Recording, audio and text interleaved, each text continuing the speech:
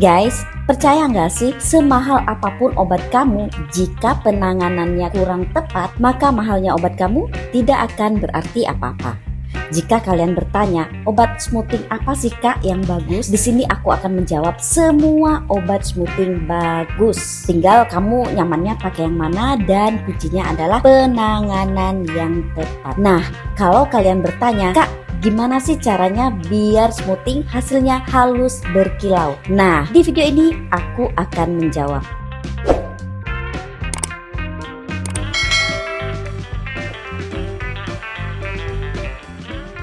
Guys, kita mulai dari rambut kribo. Next, kita bahas juga jenis-jenis rambut lainnya. Karena sejauh ini yang DM aku di Instagram maupun di Messenger, aku lihat teman-teman yang mengalami gagal smoothing itu kebanyakan di rambut keriting kribo. Contohnya seperti rambut ini. Padahal kalau aku pribadi, rambut yang seperti ini malah 0% kemungkinan gagal.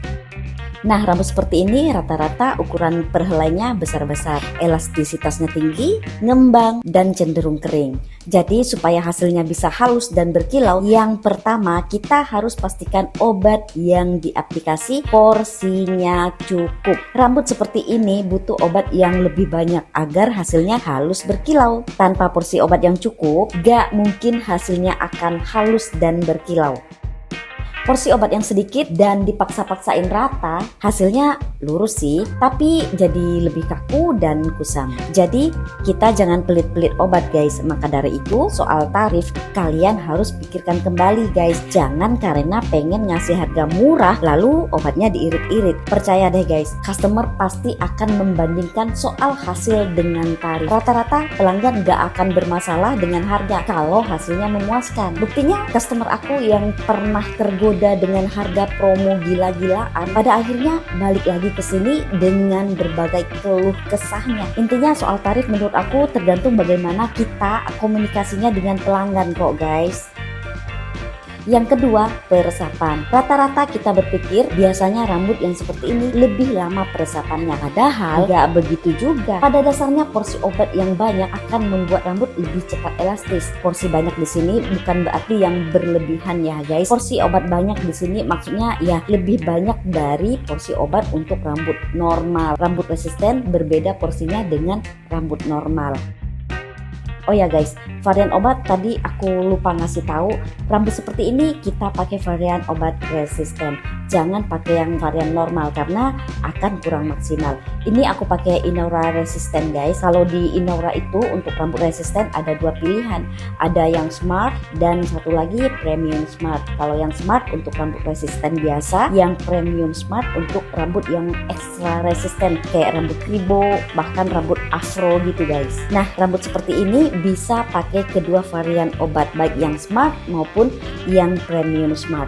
Kalau ini aku pakai yang premium smart ya guys. Misalkan kalian pakai obat merek lain nggak apa-apa, asalkan pilih varian resisten. Kalau aku sih kebanyakan pakai Inaura sih guys. Bukan apa-apa sih ya, karena harganya jauh lebih terjangkau aja, sedangkan hasilnya ya kalian bisa nilai sendiri lah ya. Jadi Inaura cocok lah ya untuk sekelas salon kampung kayak aku yang hanya bisa pasang tarif 350 untuk rambut setebel dan sekeriting ini. Dan yang paling aku suka dari obat smoothing Inaura itu tidak bikin rambut berubah warna jadi menguning setelah di smoothing. Sebenarnya soal tarif relatif sih guys, bebas-bebas aja, nggak ada patokan khusus. Tapi menurut aku mending yang standar-standar aja ya guys, sesuaikan dengan lokasi salon kita aja. Nah, pencucian setelah step 1 kalian pasti udah pada paham lah ya. Harus benar-benar bersih dari kulit sampai ke ujung. Karena kalau kurang bersih nanti akan jadi keriting-keriting halus saat dicatok, mirip rambut tikus gitulah.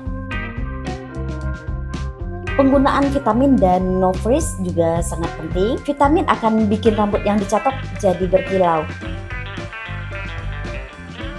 No frizz melindungi rambut dari efek panas sehingga rambut tidak akan kering dan kusam.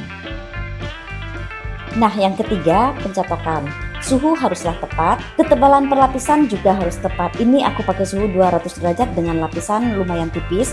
Biasanya ya guys, nyatok rambut tebal kayak gini, bawaannya tuh kita buru-buru pengen cepat selesai. Alhasil kita nyatoknya jadi tebal-tebal. Terus kita hantam pakai suhu yang full. Padahal suhu full tidak menjamin rambut akan matang sempurna kalau lapisannya terlalu tebal. Yang ada malah rambut cuma matang di luar, nggak matang sampai ke inti. Itulah yang menyebabkan rambut jadi gelombang kembali setelah beberapa hari, yang artinya smoothing gagal. Sebenarnya obat step 1 sangat erat hubungannya dengan pencatokan ya guys. Kalau porsi obat step 1-nya pas, pencatokannya jadi lebih enak, lebih empuk, lebih cepat matang, dan hasilnya juga lebih halus mengkilap. Nah, berikutnya step netralizer. Pada step ini menurut aku nggak ada yang spesial sih guys, asal rata aja gitu. Netralizer juga relatif aman jika kena kulit. Yang terakhir, pencucian after step 2 netralizer. Kita cuma butuh conditioner, kita nggak butuh sampo. Kalau conditionernya mau diganti dengan krim bat atau diganti masker, boleh-boleh aja, malah bagus guys. Setelah rambut kering, kita bisa cek hasilnya. Rambut resisten biasanya akan ada kayak keriting-keriting halus di bagian ujung, dan itu hal biasa guys. Gak perlu panik karena ini nggak akan ngerubah hasil secara keseluruhan. Cukup kita potong aja di bagian ujung yang keriting halus tersebut, sekalian kita rapikan. Aplikasi vitamin, selesai. Mau dicetak lagi? Boleh.